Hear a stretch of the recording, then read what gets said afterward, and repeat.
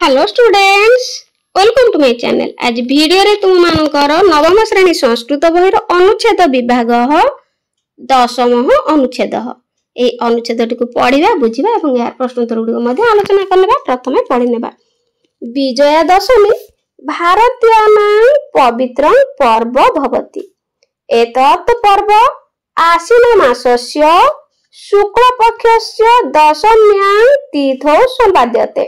यं तिथि विजय सूचिका मन्यते। अस्मिन् दिवसे श्रीरामः रावणस्य निधनं कृत्वा विजयं प्राप्तवान्। अस्मिन् एव दिवसे दुर्गा शुम्भं निशुम्भं च अमारयत्। एतत् दिनं विजयेन सम्बोधितम् अस्ति। अतः एतत् दिनं विजयादशमी नाम्ना प्रसिद्धम्। यद्यपि अयम् उत्सवः आश्विन मासस्य शुक्ल पक्षस्य दशम्यां तिथौ मन्यते, तथापि उत्सवात् 10 दिनं पूर्वमेव रामकथायाः रामलीलायाः संकीर्तनम् आदीनां च आयोजनं भवति। जनाः उत्साहेन रामलीलां पश्यन्ति। दशम्यां तिथौ रावण कुंभकर्ण मेघनाद आदीनां च अग्निसंयोगः क्रियते। सायंकाले रामलीला क्षेत्रे लोकानां विपुलः समागमः भवति। तस्मिन् समये रामस्य लक्ष्मणस्य हनुमतः च वेशेन कलाकाराः तत्र आगच्छन्ति। विपुलः समागमः भवति। तस्मिन् समये रामस्य लक्ष्मणस्य हनुमतः च वेशेन कलाकाराः तत्र आगच्छन्ति। हनुमान् च दशहरा स्थानम् आगच्छति। हनुमता कृत्रिमा लंका दह्यते। उपस्थिताः जनाः श्रीरामस्य जयध्वनिं कुर्वन्ति। अयम् उत्सवः अधर्मस्य उपरि धर्मस्य, असत्यस्य उपरि सत्यस्य, दुर्जनतायाः उपरि सज्जनतायाः विजयस्य प्रतीकम् अस्ति। वस्तुतः एषः उत्सवः परम पावनः अस्ति। वर्तमान एहार अर्थ गुड़िक जानिबा। विजयादशमी भारतीयानां पवित्र पर्व भवति। अर्थात विजयादशमी भारतीय मानकर पवित्र पर्व अटे। एतत् पर्व अर्थात एही पर्व आश्विन मास शुक्ल पक्ष दशमी तिथि पालित हुए। यं तिथि एही तिथि को विजय सूचक मने करा जाए। अस्मिन् दिवसे अर्थात एही दिन श्री राम रावण को हत्या करी विजय प्राप्त होइथिले। अस्मिन् एव एही दिन दुर्गा शुंभ और निशुंभ को मारिथिले। एतत् दिन एही दिनटी विजय सहित संबंधित अटे।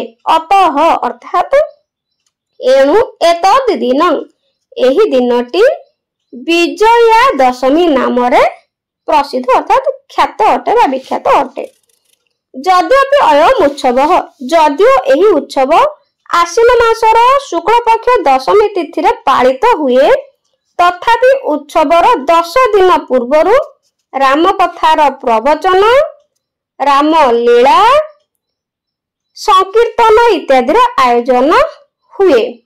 लोक माने जना अर्थात लोक माने उत्साह सहित राम लीला देखंती। दशमी तिथि रे रावण, कुंभकर्ण और मेघनाद इत्यादि रे अग्नि संयोग करा जाए।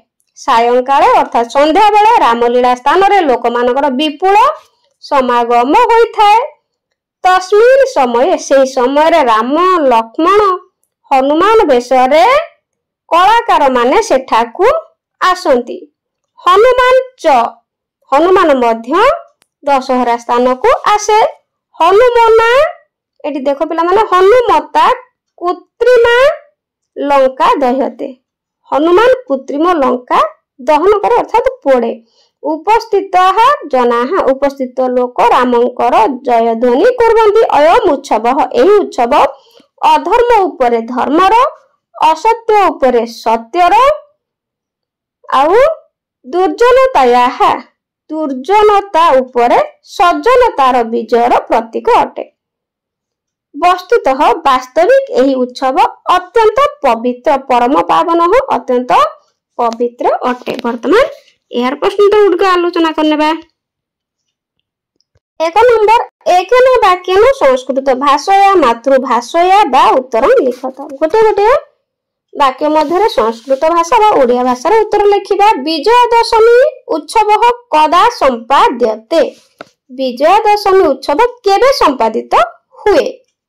ଉତ୍ତର ସଂସ୍କୃତରେ ଲେଖିଲେ ବିଜୟା ଦଶମୀ ଉତ୍ସବ ଆଶ୍ୱିନ ମାସସ୍ୟ ଶୁକ୍ଳ ପକ୍ଷସ୍ୟ ଦଶମ୍ୟା ତିଥौ ସମ୍ପାଦ୍ୟତେ। ଓଡ଼ିଆରେ ଲେଖିବ ପିଲାମାନେ ସହଜ ହେବ। ବିଜୟା ଦଶମୀ ଉତ୍ସବ ଆଶ୍ୱିନ ମାସର ଶୁକ୍ଳ ପକ୍ଷ ଦଶମୀ ତିଥିରେ ପାଳିତ ହୁଏ। ଖ, ବିଜୟା ଦଶମୀ ଦିବସେ ଦୁର୍ଗା କା ନ ମାରୟତ। ବିଜୟା ଦଶମୀରେ ଦୁର୍ଗା କାହାର ବଧ କରିଥିଲେ ବା କାହାକୁ ମାରିଥିଲେ? ଉତ୍ତର ବିଜୟା ଦଶମୀ ତିଥିରେ ଦୁର୍ଗା ଶୁମ୍ଭ ଓ ନିଶୁମ୍ଭକୁ ମାରିଥିଲେ। ଗ, କେନ ପ୍ରକାରେଣ ବିଜୟା ଦଶମୀ ଉତ୍ସବ ବିଜୟସ୍ୟ ପ୍ରତୀକମ୍ अस्ति। କେଉଁ ପ୍ରକାରରେ ବିଜୟା ଦଶମୀ ବିଜୟର ପ୍ରତୀକ ଅଟେ? ଉତ୍ତର ବିଜୟା ଦଶମୀ ଉତ୍ସବ ଅଧର୍ମ ଉପରେ ଧର୍ମର, ଅସତ୍ୟ ଉପରେ ସତ୍ୟର ଓ ଦୁର୍ଜନତା ଉପରେ ସଜ୍ଜନତାର ବିଜୟର ପ୍ରତୀକ ଅଟେ। 2 ନମ୍ବର, ଏକେନ ପଦେନ ସଂସ୍କୃତ ଭାଷାୟା ମାତୃଭାଷୟା ବା ଉତ୍ତରଂ ଲିଖତ। ଗୋଟିଏ ଗୋଟିଏ ପଦ ମଧ୍ୟରେ ସଂସ୍କୃତ ଭାଷାରେ ବା ମାତୃଭାଷାରେ ଲେଖିବା।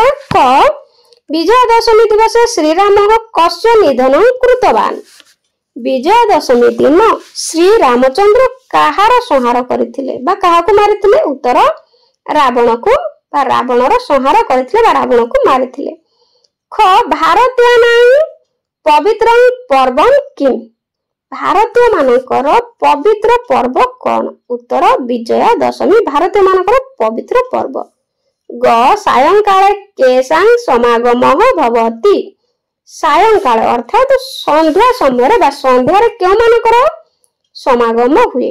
ଉତ୍ତର ଲୋକମାନଙ୍କର। ସନ୍ଧ୍ୟା ସମୟରେ ଲୋକମାନଙ୍କର ସମାଗମ ହୁଏ। ଘ, ଉପସ୍ଥିତାଃ ଜନାଃ କସ୍ୟ ଜୟଧ୍ୱନି କୁର୍ବନ୍ତି। ଉପସ୍ଥିତ ଲୋକେ କାହାର ଜୟଧ୍ୱନି କରନ୍ତି? ଉତ୍ତର ଶ୍ରୀରାମଙ୍କର। ଉପସ୍ଥିତ ଲୋକମାନେ ଶ୍ରୀରାମଙ୍କର ବା ଶ୍ରୀରାମଚନ୍ଦ୍ରଙ୍କର ଜୟଧ୍ୱନି କରନ୍ତି। ତ ପିଲାମାନେ ଇଏ ଶେଷ ଅନୁଚ୍ଛେଦଟି ଭଲ ଭାବରେ ପ୍ରିପେୟାର ହେବ। ବହୁତ ସୁନ୍ଦର ଅନୁଚ୍ଛେଦଟି। ପରୀକ୍ଷାରେ ମଧ୍ୟ এই ଅନୁଚ୍ଛେଦଟି ବାରମ୍ବାର ପରୀକ୍ଷାରେ ପଡେ। ତ ଭିଡିଓଟି କେମିତି ଲାଗିଲା, ବୁଝିପାରିଲା କି ନାହିଁ ମତେ କମେଣ୍ଟରେ ନିଶ୍ଚିତ ଜଣାଇବ। ମନ ଦେଇ ପାଠ ପଢିବ। ଆଜି ପାଇଁ ରହୁଛି। God bless you.